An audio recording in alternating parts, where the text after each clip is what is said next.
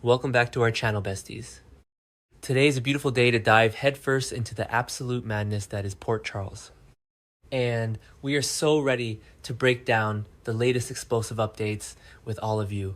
Grab your snacks, secure your wigs, and settle in, because the tea we are serving today is scalding hot, completely unfiltered, and ready to be spilled all over the timeline. OH, my God. Stop scrolling right now, I'm literally speechless. Are they for real? I've been following this chaotic drama since I was in diapers, and this is officially the craziest move yet. Besties, can we unpack the audacity? We need to talk about the absolute bombshell that just dropped on our screens, because my brain is legit short-circuiting right now. Liesl Obrecht, the undisputed, unapologetic queen of Port Charles scheming, just marched back into town and completely blew up the entire simulation. I am shaking. I am vibrating with pure, unfiltered adrenaline. This is not a drill, people. We are witnessing daytime history being made in real time. And I cannot even begin to process the sheer magnitude of what just went down. Hot take incoming, but did anyone else low-key suspect that it would take a mother's intuition to finally crack this impossible case? Because, let's be real, the rest of Port Charles has been walking around completely blind. Jocelyn Jacks was getting suspicious. Sure, but Liesl took one look at Nathan and instantly knew the vibes were entirely off. Does anyone else feel physically attacked right now? The way the camera zoomed in on Liesl's face when she stared into his eyes, I felt that in my soul. She didn't see her sweet, law-abiding heroic son. She saw the dark, twisted, terrifyingly familiar gaze of Cesar Faison. Dude, I'm so shocked. My jaw literally hit the floor when they revealed that micro-expression. It was a straight-up masterclass in acting and god-tier mechanical execution. Liesl has survived the absolute worst of Cesar Faison. She knows his cruelty, his arrogance, his ruthlessness, and the absolute terror he inflicted on everyone he touched. So when Cassius posing as Nathan West slipped up and let that Faison darkness bleed through his eyes for just a fraction of a second, Liesl's internal alarms didn't just ring, they exploded into a million pieces. She legit saw the ghost of the monster who tormented her, living right behind the eyes of the man claiming to be her beloved child. Wait, we need to pause and appreciate the sheer tactical brilliance of what Liesl did next. Instead of confronting him immediately and triggering some total kinetic Chow's moments where he could have easily overpowered her or spun a web of lies, she went full stealth mode. Liesl Obrecht, acting like an absolute ninja, managed to secure a hair sample from Cassius, right there at General Hospital. The impossible lightning reflexes she displayed to swipe that DNA evidence without him noticing. I am actually losing my sanity over here. It was flawless. No cap, it was the most slick. Perfectly executed maneuver we've seen all season. She didn't make a sound. She didn't leave a trace. She just secured the bag and moved to the next phase of her master plan. Also, let's talk about the agonizing tension of waiting for those lab results. She took that hair follicle, bypassed all standard protocol, and ran it straight through the GH system. Essentially, she compared this new DNA sample against the old archived medical records of the real Nathan West. The tension in that scene was suffocating.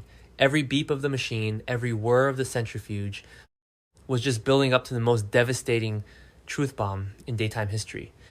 You could see the desperation in Liesl's eyes, praying that her maternal instincts were wrong, hoping against hope that her sweet Nathan was truly back. But get this. When the printer finally spit out that paper, the results were a 0% match to Nathan's historical medical file. 0. The DNA proved beyond a shadow of a doubt that the man walking around Port Charles dating Lulu Spencer and playing cop is an absolute fraud. He is an imposter. He is Cassius, the forgotten evil twin that nobody knew existed. My mind is literally blown into a million pixels. The realization washing over Liesl's face as she stared at that piece of paper was a masterclass in grief and fury. I am fully nerding out over the lead dev's crazy update history right now. I mean, think about the lore.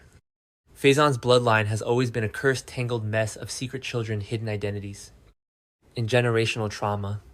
We had Peter August terrorizing the city we have Britt Westbourne constantly fighting her dark legacy. We had Nathan, who was the one pure light in that family tree, and now they just dropped a secret identical twin into the mix. The writers are playing 4D chess while the rest of us are playing checkers. The intricate weaving of this twin dynamic, leaning heavily on the genetic predisposition for Faison's madness, is just chef's kiss. It's a mechanic that completely resets the entire board. Wait, I'm getting way too deep in the weeds. Anyway, back to the actual gameplay. Let's talk about the climax of this episode because I am still screaming at my television. Liesl didn't just quietly take this information to Laura Collins or Max Scorpio. Oh no. She went straight for the jugular. She marched right into the PCPD, the absolute belly of the beast, where Cassius has been parading around wearing a badge and pretending to be a hero. She didn't care who was watching. She didn't care about the optics.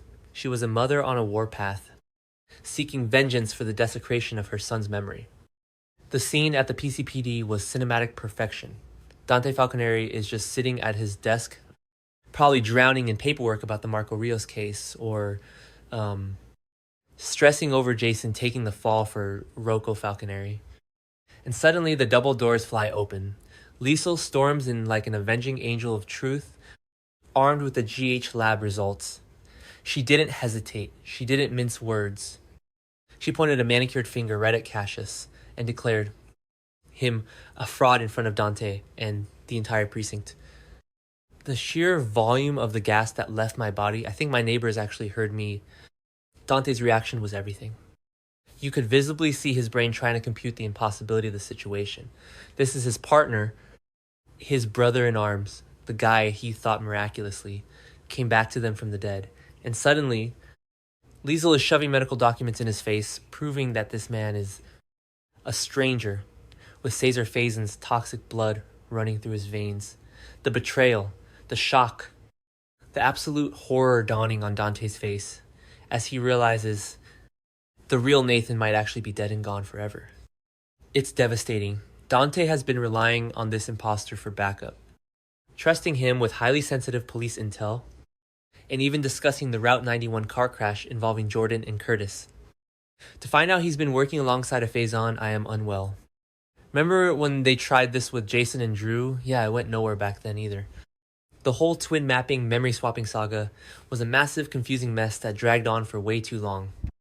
But this is hitting on a completely different emotional frequency. Is this same tragedy happening to the West family all over again? Are we really going to have to mourn Nathan a second time? Because if this imposter is Cassius, it implies that the real Nathan never actually survived that gunshot wound. And that is a pill I am simply not ready to swallow. The city of Port Charles has already grieved Nathan once. Forcing them to do it again is just pure unadulterated cruelty. I know some people are really enjoying this, but personally, I am a wreck. The emotional toll this is going to take on everyone, especially Lulu and Maxie Jones, is going to be astronomical. This is just my personal take, and many might disagree. But I feel like ripping the Band-Aid off like this is going to cause a tsunami of trauma. Lulu thought she found love again. She thought she had a stable partner to help her navigate Rocco's infected hand and the whole shooting mess with Ross Cullum. Now she's going to find out she's been sharing her life with a monster. Don't you feel it's so unfair for them? They have been through the absolute ringer, surviving Faison's terror, surviving Victor Cassadine, surviving Peter August. And now they have to face Cassius wearing Nathan's beloved face. It's sick, it's twisted, and it is brilliant television facts. Don't you think they should have at least given Dante a private heads up before nuking the precinct? But no. Liesl is all about the theatricality, and honestly slay. She delivered the drama we ordered, and she did it with the kind of ruthless efficiency that only Dr. Obrecht possesses.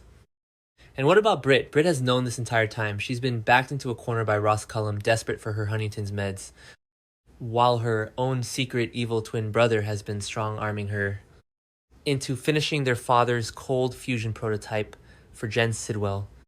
The fact that Britt had to look her mother in the eye knowing she was keeping Cassius a secret, the family dynamic is literally toxic waste at this point. When Liesl finds out that Britt was complicit in hiding this imposter, the fallout is going to be apocalyptic. Britt is already spiraling over Rocco confessing to being Cullum's shooter. And now her mother just blew up her brother's spot. The walls are entirely closing in. Also, we cannot forget about Jocelyn Jax.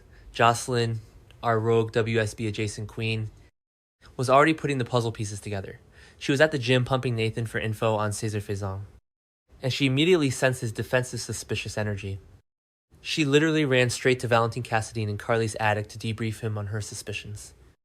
Valentin has been fuming holding Faison's book, trying to connect the dots between Anna Devane's gaslighting at Windermere and Cullum's involvement. Now that Liesl has publicly exposed, Cassius, Jocelyn, and Valentin are going to have a field day.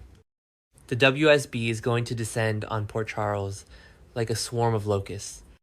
The ripple effects of this single moment at the PCPD are going to touch every single storyline on the canvas. Jens Sidwell is going to lose his mind. He has been using Cassius as his inside man, planting ideas in his head about Lucas Jones killing Marco Rios. With Cassius exposed and likely headed for an interrogation room, Sidwell's entire operation is in jeopardy.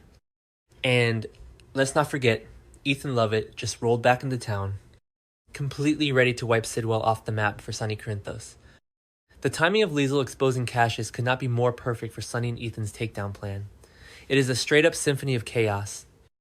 The fallout from this is going to be biblical. Cassius is completely exposed. His cover is blown to smithereens. Will he run? Will he take a hostage right there in the precinct? Will he go full phase on and try to burn Port Charles to the ground? The suspense is literally killing me. I am spiraling over this lore, nuking the comments, and straight up manifesting a massive brain dump with the squad because holding this in is literally not an option. We are looking at the biggest identity fraud scandal since the dawn of the soap era. And my mental state is just a chaotic blur of pixels and tears. We are so back, besties. This show just served a masterclass in suspense, heartbreak, and chaotic energy. I am filing a lawsuit for emotional distress, but I will also be seated front and center for the next episode. Let the receipts fly, let the chaos reign, and let's pray that Port Charles survives the wrath of Cassius. Because if there is one thing we know for sure, it's that a Faison backed into a corner is the most dangerous creature on Earth. Stay tuned, stay hydrated, and keep your eyes peeled because the simulation is officially broken.